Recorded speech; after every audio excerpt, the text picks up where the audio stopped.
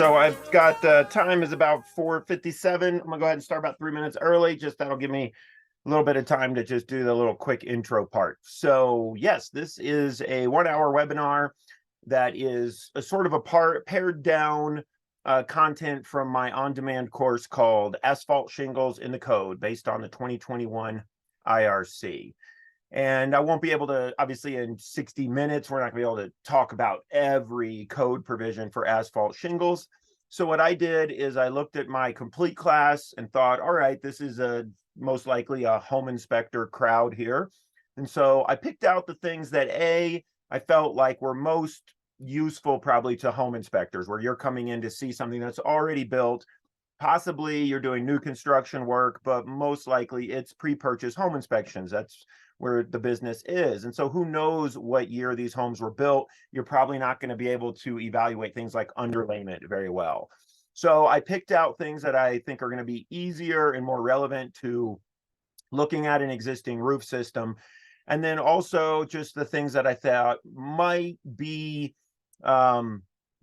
less obvious things that I came across in my years as a building inspector that it seemed like were less common knowledge to folks. So that's kind of how I went about picking out how to fill this 60 minutes. And this is a brand new 60-minute fill, so I have no idea how much of this I will actually make it through, but I definitely won't be finishing early. So anyway, my name is Glenn Mathewson. This is just sort of a collage slide that I bring up at the beginning of all of my classes. And it's just, sort of a sampling of my career, if you will, in construction. And I'll just mention a few of the highlights, things I guess I'm most proud of. I started in construction at the age 19 as a laborer. So I think that's pretty cool. I think I started about as low on the totem pole as you could possibly start. Moved on to become a framer, framed a few homes in the late 90s. And then I started my own custom deck design and construction company, and did really high-end decks, did basement finishes, some minor remodels, but mostly really focused on high-end decks here in the Denver, Colorado area. 2005, I became a building inspector and plan reviewer for the city of Westminster, Colorado, a code inspector, a government inspector, a new construction inspector, not a home inspector. So I have no experience as a home inspector. I don't pretend to be a home inspector. We have different careers, code inspectors and home inspectors, but a lot of what we do crosses paths. And hopefully both those careers are folks that are very interested and excited in construction practices and helping folks understand what maybe went wrong, what maybe should have been done, and maybe some guidance on how to repair some things. And just like code inspectors, home inspectors have all kinds of different styles and opinions and characters and limits to how they perform their work.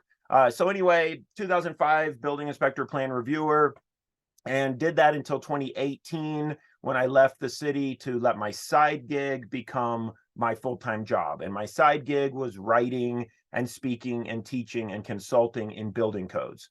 So I started buildingcodecollege.com back in 2015, 2012, really. 2015 is when I really started putting more effort into it and trying to basically clone myself and make my education available, not just in person during a failed inspection, right? And then I got my Master Code Professional certification. I attend the code hearings because I know that the code is just created by people, and I can be one of those people. I have an opinion to share, so I go to the hearings and share. I've been doing that for about the last 10 years. And I was awarded Educator of the Year by ICC 2021, right for fine home building, blah, blah, blah. You can learn more about me if you want to go into the instructors tab at buildingcodecollege.com or glennmathewson.com. Briefly, I'll just mention this about buildingcodecollege.com because it's kind of my consolation prize to you guys. I have no idea how much of the content I have prepared today that I'm actually going to get through. And what I don't do is rush to finish a class with all the content. I hate when I attend classes like that where the last 10 minutes are just flipping slides. So chances are I won't get through everything, but my consolation prize is this. You can go to buildingcodecollege.com, click on that on-demand course tab at the top. That's going to bring you to the on-demand course catalog. And if you scroll down, you'll see this course based on the 2018 IRC, which not a ton of changes. between 18 and 21. But that's a on-demand course, ICC approved. If any of you guys have ICC certifications that you need CEUs, and you can use this coupon code ASPHALT, and you can get access to this on-demand course completely free. So that way you can catch the subjects that I didn't talk about today, or if there's something I talked about today that you want a refresher on, you want to see it again, you can go sign up for this class for free, and you get 3 months of access to the videos, and there's practice quiz questions, etc. That's kind of also my consolation prize in that I don't give out slide packets or my slide deck for my presentation, because slides are a visual aid, not a handout. So you get access to my online visual aid, if you will. All right. So with that, let's get going. The first session of the on-demand course is just general asphalt provisions. And I basically skipped that, and we're going to jump into some content from the second session, which is about shingles and underlayment. And there's a very specific thing here I want to talk about, is about the roof sheathing. Now, of course, I mentioned I'm going to talk about the things that are most likely to be visible to an inspector, and then I bring up roof sheathing as the first one. So you might think it's a 5 o'clock, it's an afternoon webinar. Maybe I already started hitting the sauce or something. But the reason I'm picking this one up, and I'm going to talk about this briefly, is for 2 reasons. People get all across the board, from home inspectors to roofing contractors to government code inspectors. There are so many people that do not understand something about solidly sheathed decks and some of the history with skip sheathing or spaced sheathing. And then I'm also talking about this because there is a change coming in the 2024 IRC that will hopefully help alleviate some of the miscommunication about this. So this is a provision that I'm sure many of you are familiar with, again, from roofers to government inspectors to home inspectors, asphalt shingles. And we have this subsection about sheathing requirements. And it says asphalt shingles shall be fastened to solidly sheathed decks. And what you see right here is a solidly sheathed deck using wood structural panel sheathing. And you can see even the little clips there. Those clips have a different story for edge support, but they also provide small gapping between the sheet panels for expansion and contraction. So yes, we see OSB sheathing that's likely installed with a little bit of sloppiness, a little bit of gapping, because that's the real world of construction. We don't pour this stuff into an injection mold like making something out of plastic. And here's another example of solidly sheathed decks. And this is the point where a lot of folks are going, oh, that's not a solidly sheathed deck. That's lumber. That's spaced sheathing. That's gapped sheathing. You have to reskin this, or you have to lay over top of it wood structural panel sheathing in order to install new asphalt shingles. But that's the misunderstanding. So here we have solid lumber sheathing, and I can build a house today in 2023 using the 2021 IRC. And I can go to section 803, and the very first section is lumber sheathing. And it gives me guidance for the thickness and the maximum spans for using lumber sheathing. So why would we have to skin over lumber sheathing with wood structural panels just because it's an old method of construction if it's still in the IRC today? Now, if we look at this roof from underneath, here we see spaced lumber sheathing. Also, in the past, it was referred to as skip sheathing, and probably some other slang terms for it. And again, in this example, you can see, looking through the slats of this spaced sheathing, you can see wood structural panel sheathing laid over top of it. And in this example, if that's for an asphalt shingle installation, that would be required to lay over solid sheathing over top of spaced lumber sheathing. And we can go right back to that same section in the most modern 2021 IRC, and we see guidance for using spaced lumber sheathing, and that's for wood shake or shake roofing, which is not going to be part of this class today. But this is just showing these examples that in the current code, we have wood structural panel sheathing, lumber sheathing, and then you have spaced lumber sheathing. And so that's what throws folks off all the time when they see this statement about shingles have to be fastened to solidly sheathed decks. Somehow solidly sheathed gets interpreted by folks to simply mean wood structural panels. Now, let's just real quickly not beat around the bush on this. One of the reasons this happens is because a lot of roof shingle replacement jobs are paid for through insurance claims.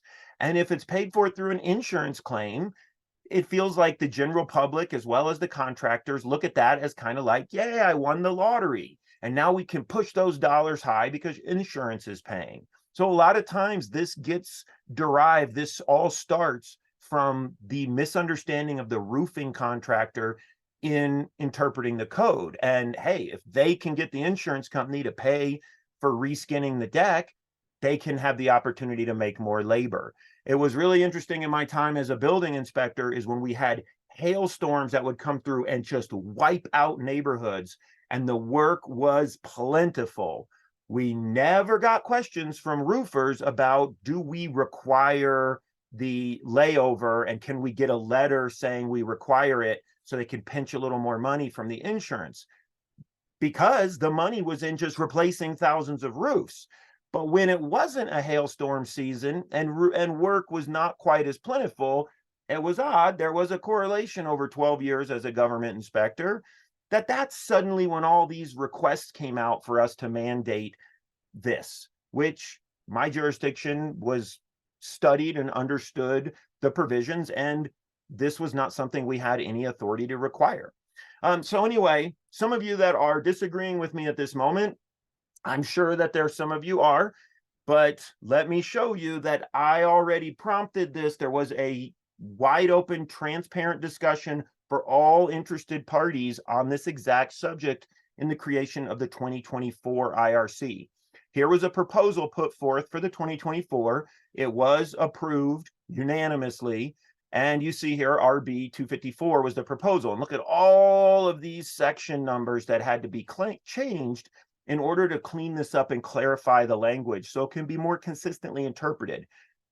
I don't know who this weirdo guy is who thought, that he should prompt this discussion at the hearings, but he put the work in representing himself and got this discussion going. Now, one of these changes was simply getting terminology correct. We have a defined term in the IRC for roof deck, but all through the code, things like roof, roofing, roof surfaces, there was a lot of inconsistency in the language. So one of the proposals was just to clean up the language and use the defined term.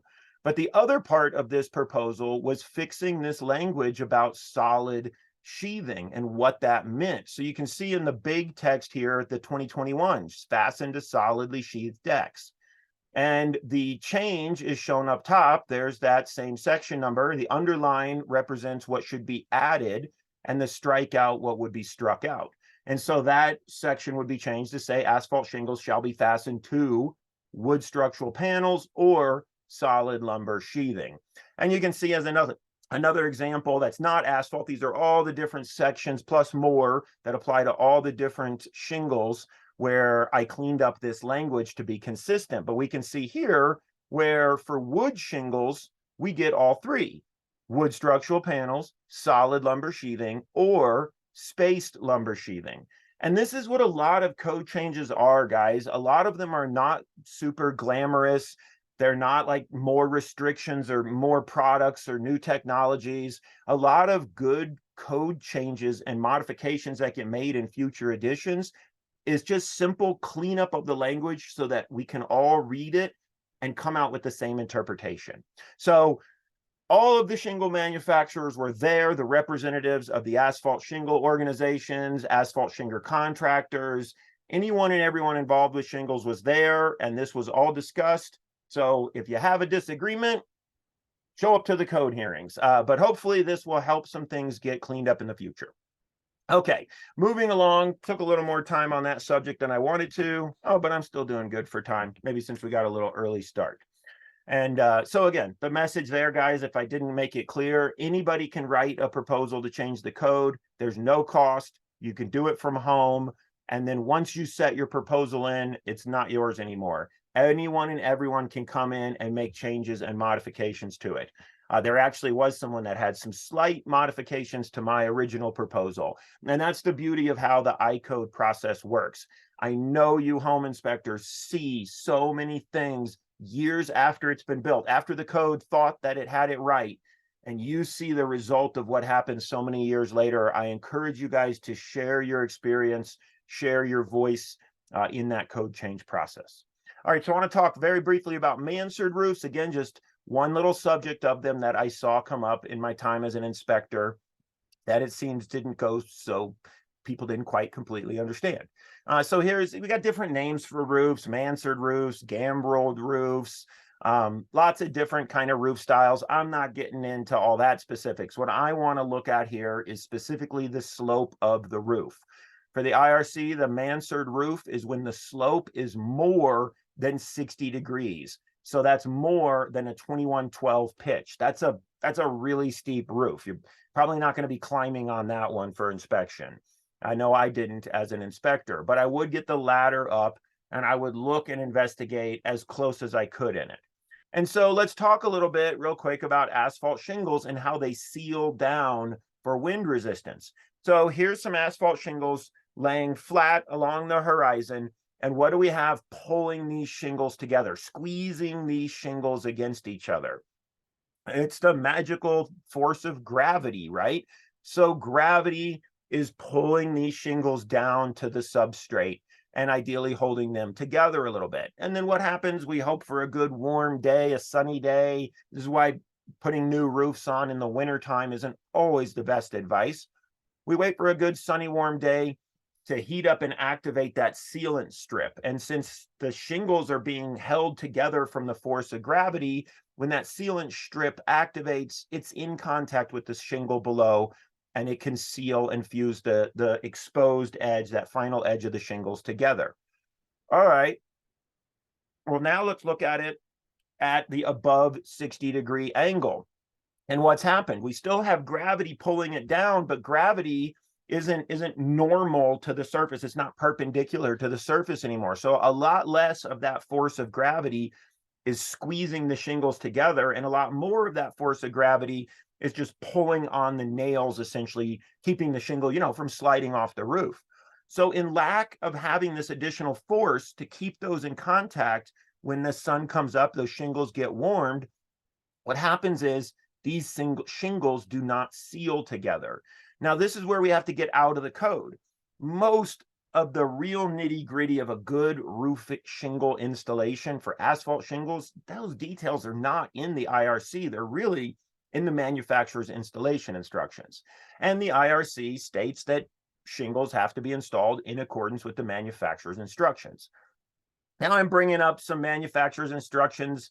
You could probably spot a manufacturer on here, but I always have to let everyone know the first time I bring up any type of manufactured products in any of my education, I simply chose these as an example. Our world is so full of information that is given to you, not for your benefit, but for the benefit of the person giving the information or the people benefiting that person. So it's another one of those times I just got to call a cow and say, this is how the world is. One thing that I have built my reputation on is I do not put any sponsored or promoted or anything like that into my education.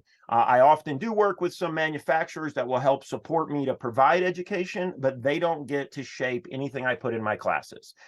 So that's just something I'm proud of as an independent educator. And I always want to make sure people know that the examples I use are not because someone's trying to market that in front of your face. All right, done with that disclaimer. So let's look at this example manufacturer. Remember, this is an example manufacturer.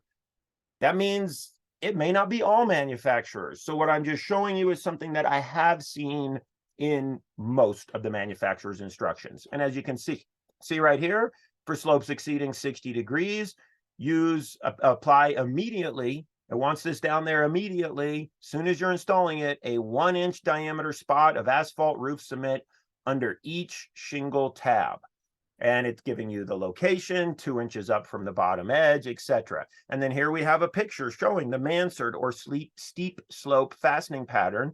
And you can see 4 1-inch spots of asphalt cement, because the manufacturer knows they're not going to get sealed down due to that steep slope and what I just explained, but they still want the shingle to perform within the wind zones and the wind speeds that they are promising the shingle will perform in.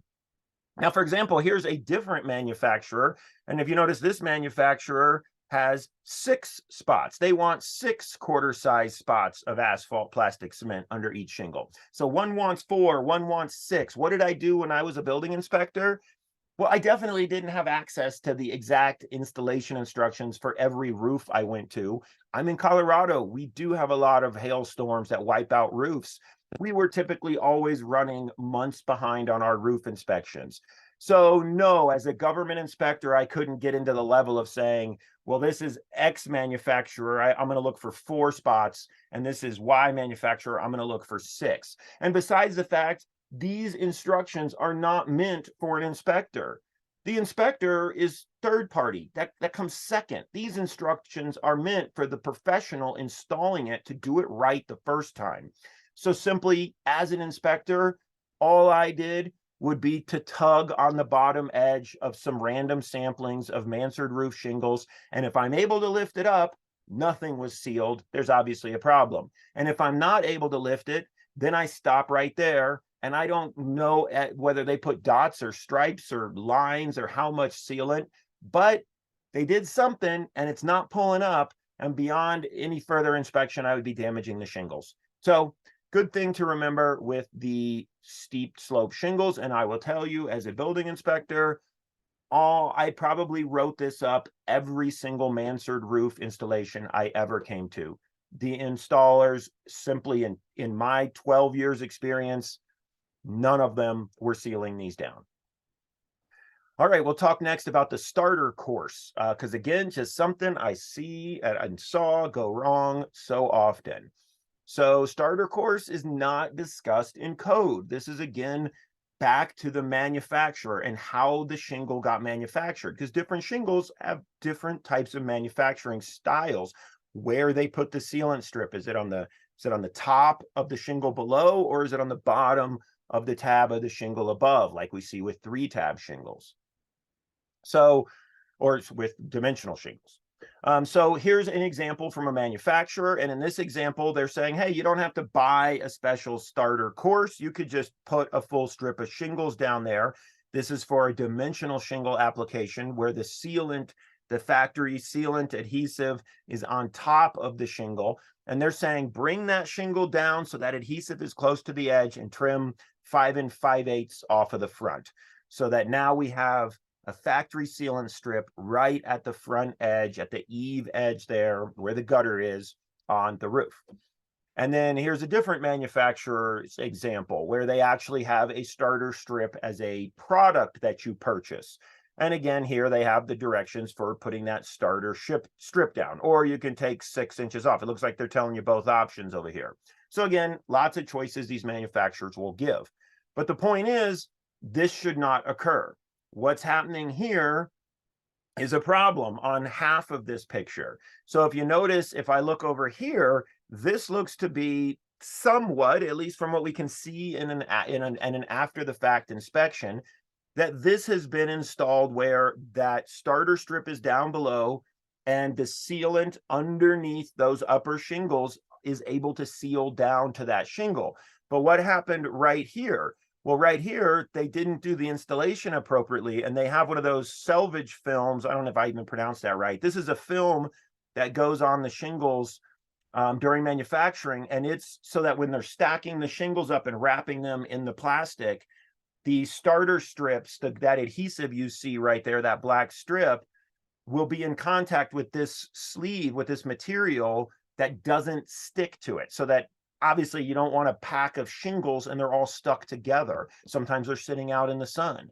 So here you can see they made an interesting mistake in that whatever they did in trying to put a starter course down, they actually put it in a manner that would ensure that this half did not seal down. And so if I'm able to lift that, what do you think wind can do, right? Wind can lift that. And once wind starts peeling shingles like that, you have a little leverage now. And so with that leverage, this is where you can start with one shingle lifting, and often it can create a domino effect and peel the whole roof. So another example there where you see that starter strip not sealing to anything. Now, ideally, that selvage film would not be there so that that sealant strip can seal down to the aggregate surface, the mineral surfacing on the shingle. And your starter strip would be fastened just above that sealant, close to the edge of the roof. So the starter strip is fastened down mechanically and can't lift. And then the first full course of shingles that goes on top, this piece will seal to this piece, which of course didn't occur due to this poor installation. Now you go to the manufacturer's instructions and it'll talk to you about fastener placement for your regular shingles here, 6 1/8 inches up from the bottom edge of the shingle. Because when you're looking at that overall shingle, you're really putting the fasteners about midway on that shingle. But if you look up the example here of where you fasten the starter course, it's got to be fastened in a different way. Starter course fastened between 1.5 inches and 3 inches. Again, approximately where I'm showing those black dots down there. So as I mentioned, you get that mechanically fastened, and then the upper part is sealed down with the factory adhesive. So if we look at this example, they almost had everything right on this, but again, it's a big red flag. If you can go to the bottom edge of the shingles and start lifting shingles up, you might not know exactly what went wrong, but you know something didn't go right. So in this example, we can look under here and we do see a starter strip and we do see the adhesive underneath that upper dimensional shingle, but they've overhung the shingle pretty far in this one. Manufacturers give a certain amount of overhang that they generally want here, unless you're using like a D metal kind of flashing. There's again some nuance and some details in that, but that's not part of what I'm going to get deep into in this part. But you can see they have hung it some amount of distance. But the problem is the starter strip doesn't overhang equally. The starter strip appears to be held back flush to the edge metal. And so what happens now is when that overlay piece, that first full shingle lays down, that sealant strip is floating right out here, kind of out in the open air. So, oh, what a bummer. Like they almost had this one at least close enough to right that I wouldn't have known had they just brought that first shingle down to the same edge that they were going to put their finished shingle to. Not only would that give a double thickness and extra strength there on the edge of the shingle, but it would give something for that upper shingle to seal to. So sometimes, again, here's an example where I've just lifted the entire shingles and there literally is no starter strip or any attempt whatsoever. You lift the shingle, you can lift the underlayment, you can see right inside the roof. And another example here where they've used a 3-tab shingle, and the 3-tab shingles don't have the sealant on the bottom side of the lower exposed edge of shingle. They have it on the top side of the shingle below. And so that's where you need to pull that thing down and get it to have some sort of sealant strip. As you can see here, we don't have sealant strip on either side. And again, maybe a manufacturer is going to come out and build their shingle a new way tomorrow. That's why we don't want to just think about this stuff of like, well, the shingle is supposed to be installed exactly like this, this, and this, because I've read enough of these instructions. Get back to the root of it. The shingle shouldn't lift like this. And if it lifts like this, and maybe it's an unusual shingle, that might be the prompt to say, all right, what is this manufacturer asking for? Because this definitely isn't right. And then just here's a little example talking about that selvage film where the adhesive is not supposed to stick to it. You can see here a little bit of plastic wrapping from the shingle package that is keeping this shingle from sealing down. Obviously, this isn't a starter course, but since I was talking about that subject, I'm bringing it up here. This is what happens, guys, when the pack of shingles gets shifted or slid a little bit. It's a plastic wrap around it. So sometimes these get manhandled a bit and thrown down, and you can get those different layers of shingles inside the package to kind of slip a little. And that's a bad idea. If the roofers leave a package like that sitting out there, the sun's going to activate, and often you get shingles stuck together. And in this case, once that package was sealed to this, it wasn't going to factory seal down anymore. A quality professional installer doesn't necessarily, I mean, in my opinion, whatever, right? okay, throw the shingle away if you find it's ruined in the package. But if you've started laying it down and nailed it off or something and you find this, you know what? At least have the thought to come get the aesthetic garbage out from there, but go up in there and hand seal it the same way you would hand seal a mansard roof edge, right? I mean, oftentimes in roofing and in all kinds of construction, things don't go together picture perfect. We don't build this stuff in a closed environment in some laboratory. So the reality of installation is this kind of stuff happens, and hand seal the shingles back down. All right, quick little drink. All right, next segment is about flashing. Again, that was just some of the stuff I sampled from the shingle and underlayment section of my on-demand course. And now I'm going to sample just some of the things about flashing. This is where I am going to spend the majority, probably the rest of the class. At the end of this section on flashing, if I have a little time left, I do have a few other things to talk about valleys, just two little nuances that get missed. But let's see how much of flashing I can get through and if we can make it to that.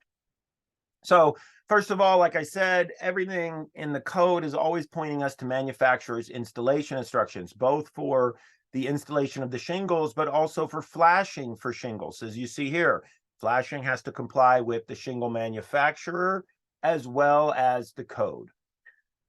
So obviously, there's probably going to be some examples for manufacturers in this segment.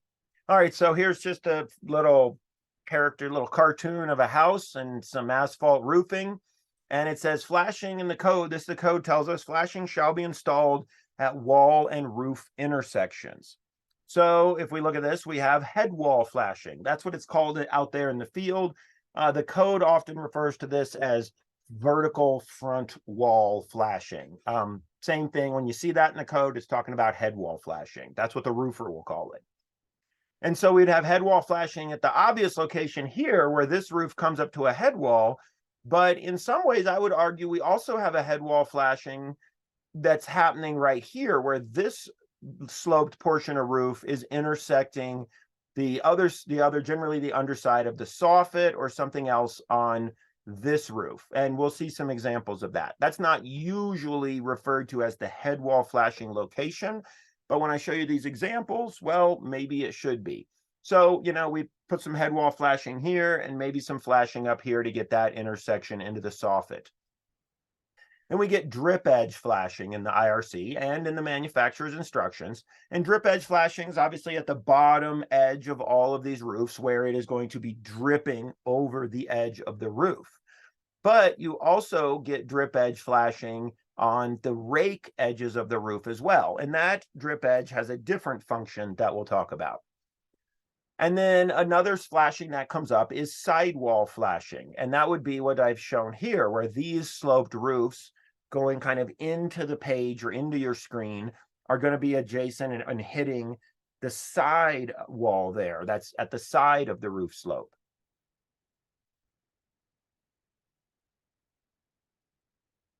Okay, so drip edge. Let's talk a little bit about drip edge flashing. Now, funny little bit of history. I think it was prior to the 2009 IRC, the IRC did not mention drip edge flashing. It was only the manufacturer's instructions that would drive the requirement for drip edge flashing.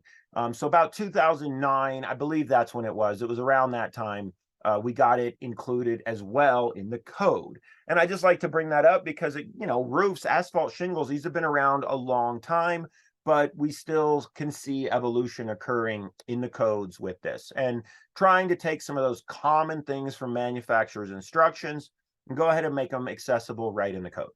So looking at this example of just, kind of a little cartoon of the side of a house here, we see shingles and water come flowing down like this. And water, water has a surface tension that wants to stick on things and adhere to things. Water likes to weep up things and get wicked up things. Water has some pretty interesting features to it. Water can hang off of a ceiling before it gets heavy enough to form a little drop and then break that surface tension. So as water would flow down this roof, some would certainly drop off the edge here, of course, in a big torrential rainstorm, but plenty of that moisture and water is going to roll over these edge of this shingle by its surface tension and kind of hang on up to this point. And then from that point, it'll get heavy enough that it'll break that surface tension, and you'll get water running down the face of your fascia like this. And of course, it's going to roll underneath the bottom of the fascia just a little bit as well, and then break from that surface tension. But when this happens up here, when that water rolls under and is kind of collecting until you get enough weight to break the surface tension, water is also going wherever it wants to go. And so water will have a tendency to leak in this way and drain in behind that fascia. So drip edge comes along and gets placed like this. And the point of drip edge we often refer to as a thing, a piece of flashing, a piece of metal flashing. But when you talk in terms of building science and physics, a drip edge isn't just a product you buy. A drip edge is a geometry, is a shape that breaks the surface tension of the water. So in this case, our drip edge flashing is providing a drip edge. And so as that water rolls underneath here like this and hangs out for a minute, it's not going to get past that metal flashing, and then it's going to continue its way down. Typically, that drip edge will have a little kick out fold at the bottom. That would be ideal. And then it's going to break that surface tension. And the nice thing there is ideally we get a little bit of a drip coming down in front of the fascia. Minuscule, but I mean, because obviously rain's hitting the fascia and it's designed for water outside. But the main goal is here, we're not getting water tucking in up and around the backside of the fascia. And then the next drip edge is a piece that would go on your rake like this. And I'm going to use a different graphic to show this. Now, this next graphic is not as well built out, so I'm just going to give you some clues. We're going to be looking at it from this direction, and there's no fascia on this next graphic, so we can kind of see the layers of the roof a little bit better. So here you are looking at those rafter ends coming down and the gray soffit below. We're going to have that roof sheathing on top. Then you're going to lay your drip edge metal down underneath your underlayment and onto the roof sheathing. Then you'll put your underlayment down, and then we've got 2 layers of shingles, right? The starter course, and then the next layer running up over there. Well, here's where we get into the purpose of drip edge for the sake of wind-driven rain and snow, wind-driven precipitation, rain being the worst of the two. But snow definitely has a tendency in poor installations to actually pack into these locations a little bit. But you'll get that wind-driven rain blowing at the shingles this way. And you've got an overhang of your shingles, sometimes an overhang of that underlayment. But that would allow just rain and snow to drive in under those shingles and perhaps under the underlayment. And the underlayment is the final, water-resistive barrier for this roof. So your rake metal is going to go on top of the underlayment because its job is really more of, again, blocking wind-driven rain. And so we get the statement in the code that, I just showed you in pictures. Underlayment shall be installed over the drip edge along eaves and under the drip edge along rake edges. So you would want to put this drip edge on after you've put your underlayment and before you start placing shingles. And then we get this, again, there's that statement just reminding you there, flashing for shingles in accordance with the manufacturer's instructions. And like I said, drip edge started in the manufacturer's instructions before it even got into the code. Again, I think it was around 2009. And so here's an example from manufacturers where you see them referring to their trademarked underlayment, but their underlayment goes over the drip edge at the eave. And over here, you see it stating drip edge over their underlayment at the rake edge. So the code and the manufacturers right on the same track. So here's now the photographic example of that, right?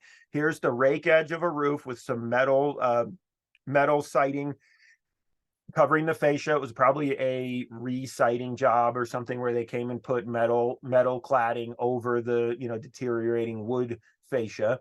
And there's no edge metal here. So when you lift up the edge of these shingles, as you can see, I'm able to stick my finger completely inside and underneath the underlayment and as well in the little gaps in there from that fascia. So if my finger can get in there, wind-driven rain can definitely get in there. All right. So there's our drip edge at those bottom edges. But let's say the roof was designed a little different, like this. I've come across roofs like this in my career. And now we also still have an edge of a roof right here. Not so much what we would think of as a drip edge, but talking about the wind-driven rain scenario, wouldn't we also easily be driving rain pushing up against the underside of those shingles? And then when you look at the architecture of homes, this little part right here, usually that soffit that hangs out the side, if that wall is the same, if that's one plane right there, that would oftentimes extend up the side, and we may end up with another need for drip edge in this application. So here's another example of a roof shingle replacement on an existing house, which again, very similar, an inspector for the government, code inspector looking at a roof shingle replacement.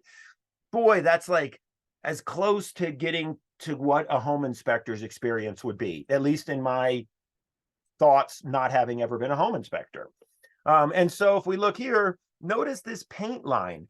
I think there's some clues that something used to be here in the original construction when this house was originally painted that might have got forgotten when the roof was done. And obviously, if we can see with our own eyes, OSB sheathing, nails, and we can see right inside the building construction there, then probably water can get in there as well. So what was missing here is a piece of edge metal, a piece of drip edge or edge metal or flashing or whatever you want to call it, that would go over the top of that, block the wind-driven rain, and then, of course, any rain coming down on top gets diverted by gravity onto the next shingle below. Can I go to the code and find exact words in a book to tell me this is required? No. Can I go to the manufacturer's installation instructions and find exact words in a book to tell me this is required? No. But as a government building inspector, I'm there as a third party to try to ensure not that words in a book somehow got read, but that the home actually has the performance that was intended. And so I encourage you professionals that same way. Sometimes you're going to make a call on things because you understand intent and purpose of construction, how construction is meant to perform. And I encourage you guys to be professionals in that respect and give that proper guidance to the clients that are looking to invest in a new property. Now, you guys don't need me to say that as much, because that really literally is what you do. You aren't bound by codes or words or books. You are there the buyers are looking for your professional discretionary advice.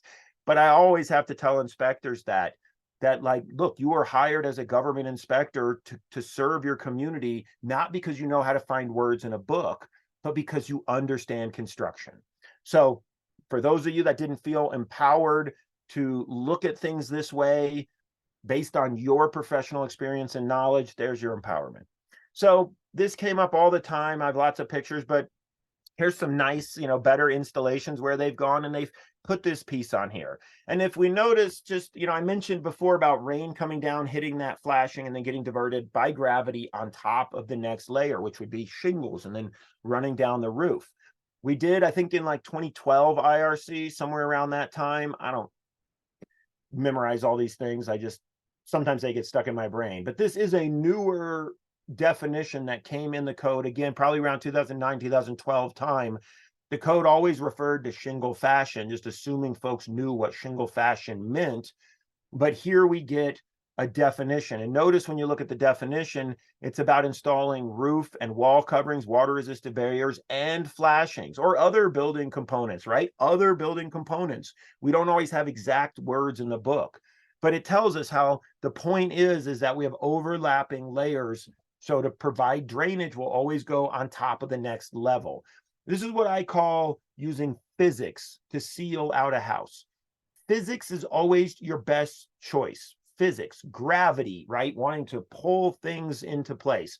Understanding surface tension of water and how sometimes water will go uphill when it's supposed to go downhill. That's understanding physics. Physics doesn't break, doesn't deteriorate. It doesn't have a lifespan. Physics lasts forever. That's the first goal. If you can't get a roof sealed up with physics, the second option is chemistry. And that's sealants, right? Using caulk or sealant. So I always tell people, if you see a bunch of goop on a roof, someone probably did something wrong, because most of our building designs rely heavily on physics. And when we absolutely can't do it with physics, we got to go with chemistry and go with a sealant. But again, sealants, chemistry like that, chemistry of materials, that doesn't last forever. All right. So here's an example where someone said, yes, of course I need drip edge at that top edge, but all they did was take the rake edge metal and just wrapped it around the corner. So this hopefully is going on top of the underlayment, but it's not going on top of the shingles. And so you have all these exposed edges looking upward to the source of water, where you can get moisture getting in between your layers of shingles here, or underneath here, and then on top of your underlayment. In this example, you can see, okay, here we go. They got the rake edge on top of the underlayment. Then they have their levels of shingles all the way up to the top. And then the final piece, right, shingle fashion, the top piece has that drip edge metal coming on top of the shingles. But hold on, Glenn, we see another shingle put over top. That's called a beauty strip. Some manufacturers have information about beauty strips and minimal nailing, and then seal the heads of those nails. But beauty strips are generally there just as a bonus. I mean, exactly what the name says. Homeowners don't like to look at metal flashing on the roofs, especially the head wall flashing, because you've got it coming down like 4 inches onto the roof surface. And if you got a roofer like this, boy, that head wall flashing really looks terrible, doesn't it? That's a ha-ha we can laugh at of some of the things that we see out there. Of course, I could never touch the photos that you guys collect going out to all those existing homes. I love being active and following a lot of the home inspector social media, when I can wade through the one-upping each other and the ego chest pounding that I tend to find there, and actually drill into just some of the amazing things people see, where you realize that the general public has no respect for construction. Anyway, so yeah, I'm a homeowner. I'd probably want that covered with some beauty strips too. So we get a little information in the code about installing the drip edge. It has to be overlapped by not less than 2 inches onto its next one. Now, I'm an inspector. I'm looking at this. I don't pull my tape measures out. Okay, some inspectors do. That's for them. That when it comes to government inspectors, there's generally 2 camps of folks: ones that wake up and say, how can I fail it?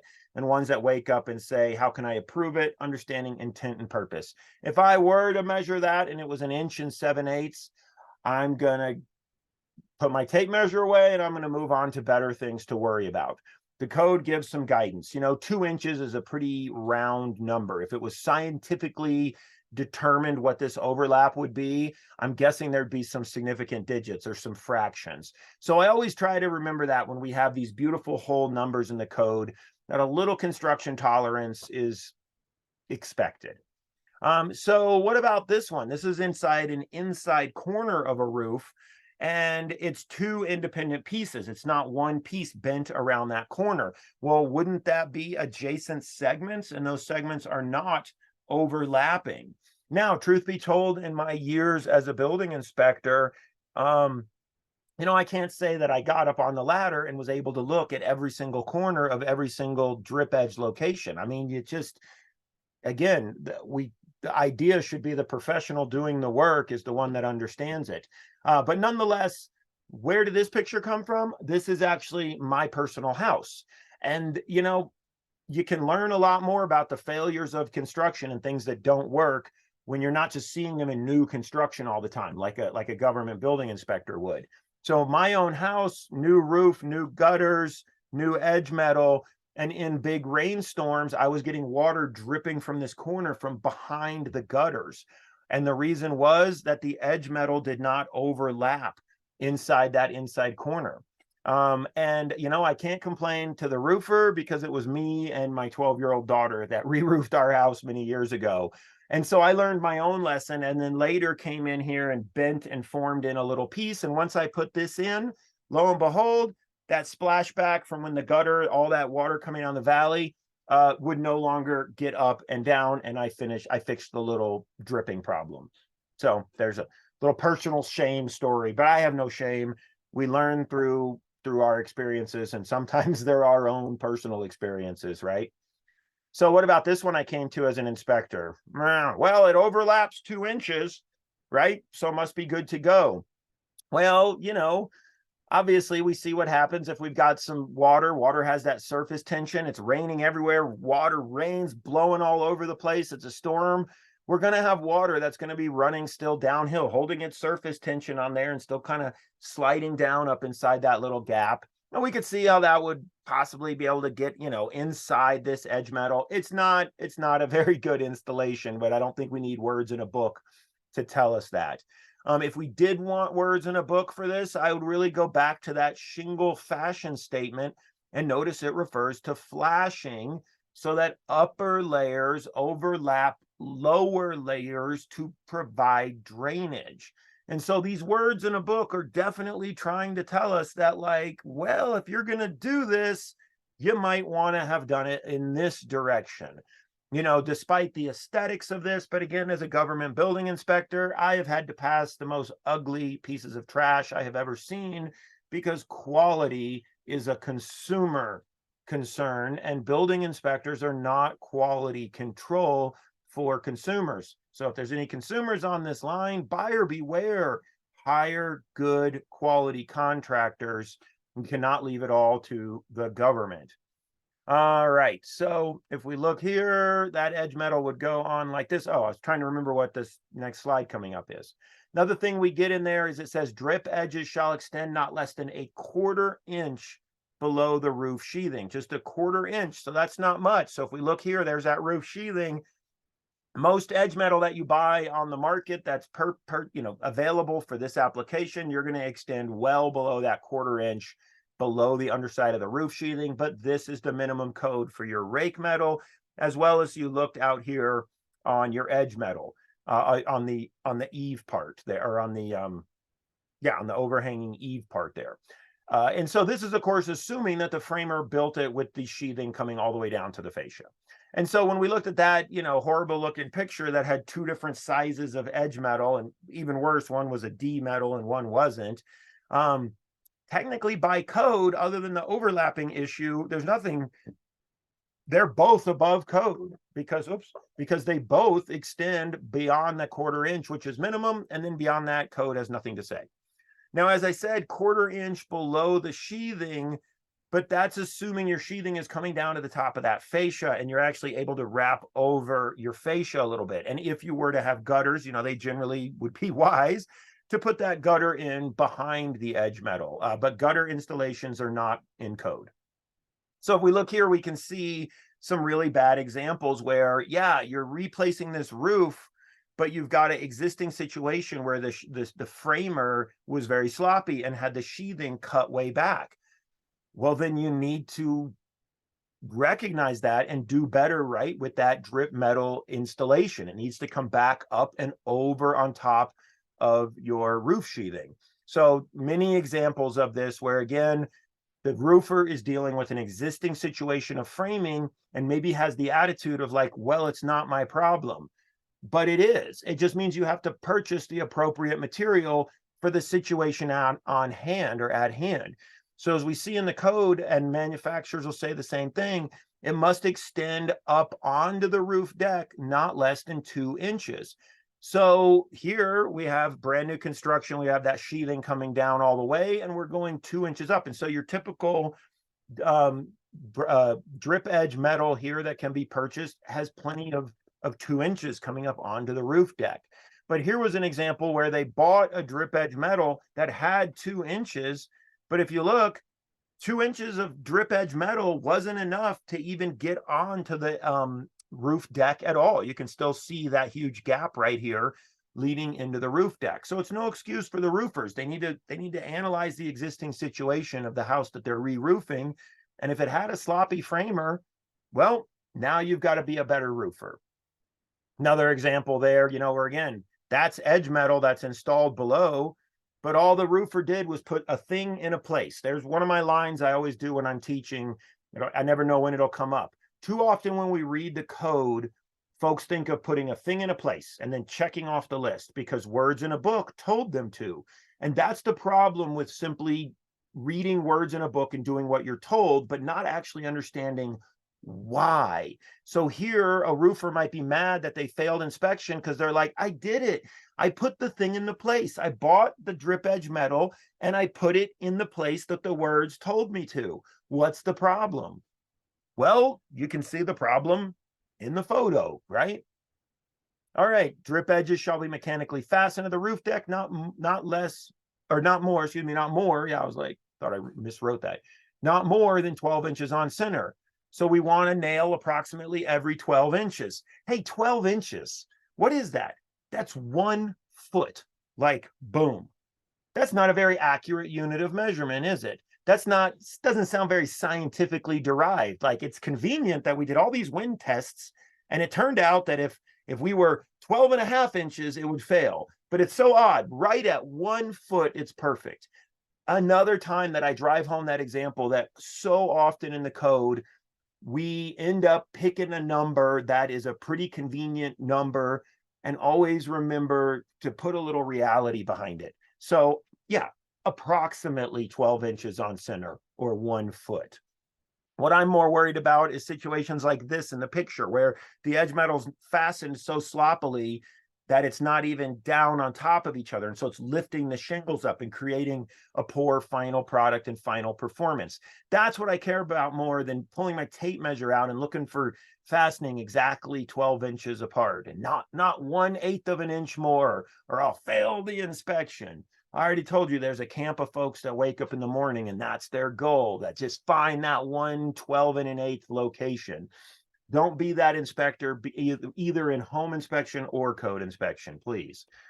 So this, again, is what I'm looking for. Drip edge that's just completely not connected at all. Obviously, we have a problem here. Now, here's a quick little fun story to just show you guys. You probably have heard of ice damming before, ice damming up on a roof over at these eave edges. I do talk about ice damming in this, my big class, but not in this presentation.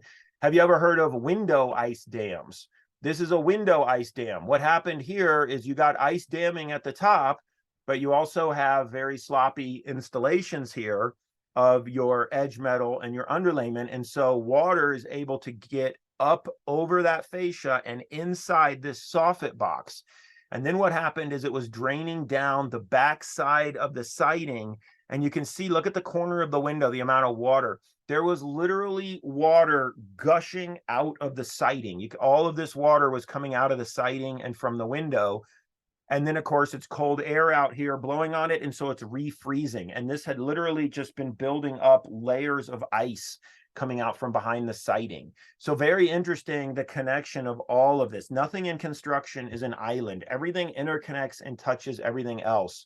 I mean, hopefully these windows were well flashed, but I happen to know this project, and yeah, this project ended up getting a major overhaul and some major construction liability lawsuit stuff going on, as we can see in the photo. So a little talk about head wall flashing. Boy, an hour goes really, really fast. I can't believe we're already down to the last 5 minutes. Okay, well, that's a bummer. I definitely did not get through where I was hoping to take you on this journey, but I should know better.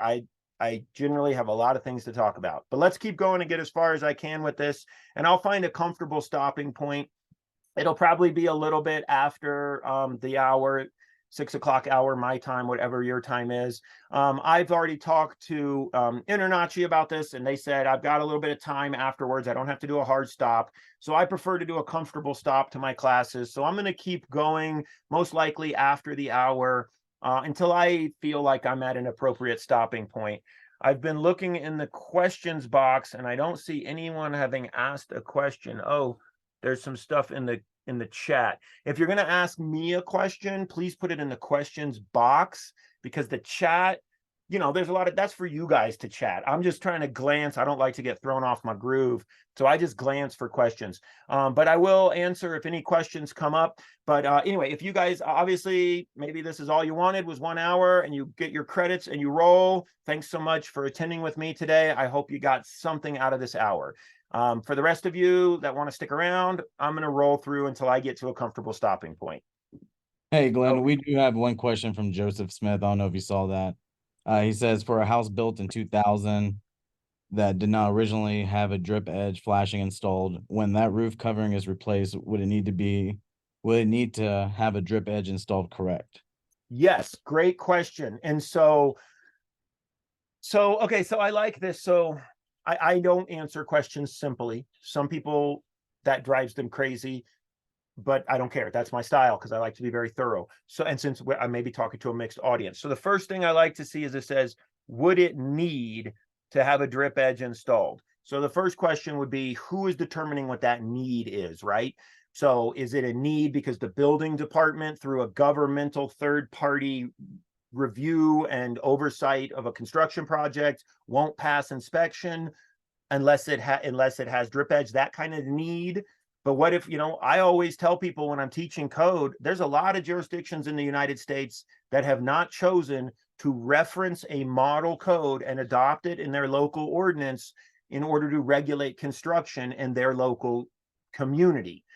In those cases, the code is an excellent book with the latest modern knowledge about construction standards that's been created through this consensus process through the ICC, where all ideas are welcome, everything's transparent, everything's free, everything's visible. What a great guidebook, even if you don't have a code and it's just a homeowner doing their own roof and there's no permits or anything required. But then another need might be like a home inspector. And what advice would you guys be giving or recommending to your future buyer? So I always just like to state it like that, so we're clear. So the answers: a new roof installation is new roof shingling. You are allowed to reuse existing flashing if it's not deteriorated or corroded and it still works. It still serves the same function. I have some examples that don't work, but we didn't get to that part of this class. So you can reuse existing flashing, just something to think about. But then otherwise, you are still responsible. And this is how generally building code people, government code inspectors would interpret it, is that you are still responsible for creating the joint between your new roof shingles and everything else those shingles interconnect with, be that head wall, be that side wall, be that drip, be that connecting to the fascia at the drip edge or the fascia at the rake edge. The roofer would want to complete the joint to the material. Sometimes you have really deteriorated siding, like at these head wall locations. And I've seen roofers that are like, look, I didn't get paid to replace the siding, but I still have to make the joint to it. And that bottom edge of siding you see is just falling apart and deteriorated, and they will add additional metal on the wall. Looks terrible, but I would say they're doing the professional job. Like, look, this isn't bid for me to replace all the siding in this house. They need to do that as another project, but I need to connect this joint to this trashed material. So when I was a building inspector, that's how I interpret it, and that's how I teach it to other building inspectors. Now, as far as home inspectors offering guidance to somebody on the purchase of their home, or maybe you're doing doing support, like a lot of home inspectors provide supportive services to homeowners that are having projects done by contractors, where you're kind of a quality control inspector during the construction process. I would certainly say that the best guidance to give your clients is that they need to put on the drip edge metal. The manufacturer of the shingle wants that there. They know that's what's going to create a good joint between your shingle and the siding. And if it leaks there, you know who's going to get complained to. Oh my gosh, I got a new roof, and ever since the new roof, it's leaking into my house. So as I said, I don't answer things simply and easily, and that's also not a definitive kind of question. It's very much a human opinionated question. So there's my rambling on that. And okay, all right, so let's wrap through a little bit more through this, and I may sneak in, I have a story I wanted to tell at the end where someone called me and said their siding was crying, and I'll see if I'll try to at least get to telling that story. I think it's an interesting little story that I have photos of. So anyway, other flashing, vertical front wall flashing. We call this head wall flashing. And then you can see, again, here's a head wall flashing example with those beauty strips that are put on as well to cover that head wall flashing. Here's a different example of beauty strips installed with nails. And then you can see chemistry, right? That final location where there's just no way to get this top layer down. Maybe you could glue the whole thing down. There's not a lot of definitive standards on how these beauty strips get put on. I always just try to look at it through the eyes of the homeowner. I understand why homeowners want their houses to look attractive and don't want big shiny pieces of metal. And I always try to balance code and perfection with also, what do the American people want? Because what they desire and like in their looks in their home, it does matter. So if we can accommodate that, let's accommodate it. But if you look at this example of this beauty strip, well, hold on a minute. I'm lifting under the corner of that and I don't see head wall flashing. So this is where, whoops, something went wrong. That head wall flashing was put under all the shingles. Should have been put on top of this last shingle we can see here, and then the beauty strip just placed on top of that. So head wall flashing against a chimney, and these are all this is always a very tricky subject. This comes up in this presentation under sidewall, but you'll have to take the free on-demand class if you want that stuff. Here's the part I wanted to talk about where head wall flashing, we don't always think about head wall flashing, is in these spots right here where we have this roof in the lower part of the picture is going uphill. And so that would be a head wall at the top. Over here in the right side of the photo would be where we would have head wall flashing. But what about here where it intersects this fascia? Okay, well, hey, look, there's birds under there. This is a place I see birds nesting all the time. And if birds are able to get underneath here and start nesting, well, first of all, that's maybe not a water precipitation issue, but I don't think homeowners want houses designed with beautiful little spots for birds to nest literally inside the cavities of their home. So here's a place where flashing might have a purpose for more about pest intrusion. Here's another example of birds getting under there. But oftentimes too, installers will just shove the shingles underneath there with nothing on that top edge. And again, rain and wind-driven rain and snow can get pushed and shoved into that area, ultimately to melt or to drain down and get underneath the shingles. So these are areas where some metal flashing is very useful. You can see here, this whole roof coming up to these head walls would have flashing. But what about right in that spot right there? And if I look inside there, I can actually see an untreated edge of the soffit material right here. You can see some, this is just standing from the ground taking a photo. So this is where it would probably be smart for some installers. I don't know if you call it head wall flashing or what you would call it, but to come in here and put in some type of flashing, again, either for wind-driven rain and snow or simply to keep out pests. Okay, so I am going to, this next part was going to jump into a big part about step flashing. I am going to skip this and I'm going to move to that story that I wanted to talk about. So give me just 1 second to go through. Oh, there was some great stuff to show you here. I never do good with my timing. I should just know better. A 60-minute webinar, boy, that just goes like this for me. All right, so here's the little story. I'm going to wrap up this webinar with this little roof leak story. If you guys had any other questions, feel free to plop them into the Q&A, but otherwise I'll run through this story, maybe like 5 minutes or so, and we'll call that a session. You guys can always reach out to me if you have questions. As you can tell, I really love what I do. I love this subject. I will do my best to communicate with you on email, maybe answer some questions. But remember, I am self-employed and independent. You guys probably all understand how that is. Our time, we have to be careful with how we can allot it. But my email is Glenn, GLENN, at buildingcodecollege.com. And that should come up on the ending slide here in a minute. So let's tell this story.